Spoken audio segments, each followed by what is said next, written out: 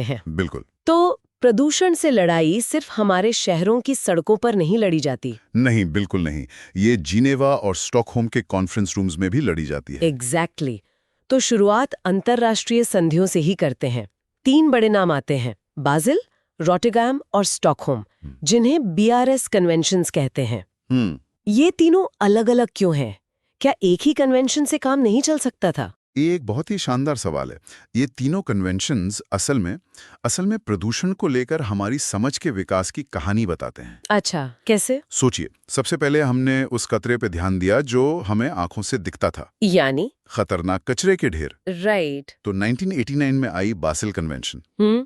इसका मकसद था देशों के बीच खतरनाक कचरे यानी बेकार वेस्ट की आवाजाही को रोकना। आकि कोई विकसित देश अपना ई वेस्ट या केमिकल स्लज किसी गरीब देश में न फेंक दे। Exactly, not in my backyard वाली समस्या को सुलझाने के लिए। ठीक है, तो ये हुआ बासिल। फिर रॉटरडैम की जरूरत क्यों पड़ी? क्योंकि जल्दी हमें समझ आया कि खतरा सिर्फ कचरे में नहीं है, बल्कि उन केमिकल्स में भी है जिनसे वो कचरा बनता है। बिल्कुल।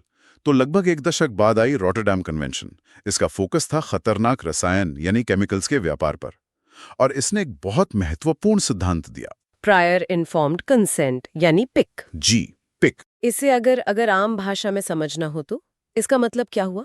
इसका सीधा सा मतलब है पूछ कर भेजना। अगर मैं आपको कोई खतरनाक केमिकल बेच रहा हूं तो पहले मुझे आपको उसके सारे खतरों के बारे में बताना होगा, और आपकी इजाजत लेनी होगी। बिल्कुल, और वो भी लिखित में। ये विकासशील देशों के लिए एक तरह से राइट टू से नो है। राइट टू से नो, ये बहुत पावरफुल है। अच्छा, और फिर स्टॉकहोम? स्टॉकहोम हमारी समझ का अगला स्तर था। यहाँ हम कचरे और केमिकल से भी आगे बढ़ गए। हम पहुंचे उन अदृश्य दुश्मनों तक जो दशकों तक पर्यावरण और हमारे शरीर में बने रहते हैं। हाँ, स्थिर ऑर्गेनिक पोल्यूटेंट्स यानी परसिस्टेंट ऑर्गेनिक पोल्यूटेंट्स या POPs। ये ऐसे केमिकल हैं जो आसानी से खत्म नहीं होते। DDT इसका सबसे बड़ा उदाहरण है। वाह, मतलब कचरे से केमिकल और केमिकल से हमेशा बने रहने वाले अदृश्य जहर तक का सफर, ये तो पूरी कहानी है। यही कहानी है बीआरएस की। सोर्सेज बताते हैं कि 2025 की बैठक में कुछ नई चीजें जुड़ी हैं, जैसे बाजिल में टेक्सटाइल वेस्ट पर फोकस, रॉटरडैम में 2 नए केमिकल्स, कार्बोसल्फान और फैंथियन। राइट, और स्टॉकहोम में क्लोरपाइरीफॉस को जोड़ा गया। ये भारत के लिए क्या मायने रखते हैं? ये बहुत महत्वपूर्ण है। देखिए, टेक्सटाइल वेस्ट भारत जैसे देश के लिए एक बड़ी चुनौती है। हम एक बड़ा टेक्सटाइल हब है। और क्लोरपाइरीफॉस वो तो एक कीटनाशक है ना? हाँ, और भारत में बहुत इस्तेमाल होता रहा है। स्टॉकहोम कन्वेंशन के एनेक्स ए में शामिल होने का मतलब है कि हमें इसे पूरी तरह से खत्म करना होगा। मतलब हमारे कृषि क्षेत्र के लिए एक बड़ा बदलाव। बहुत बड़ा। ये दिखाता है कि कैसे अंतर्राष्ट्रीय संधियां सीधे हमारी घरेलू नीतियों को प्रभावित करती हैं।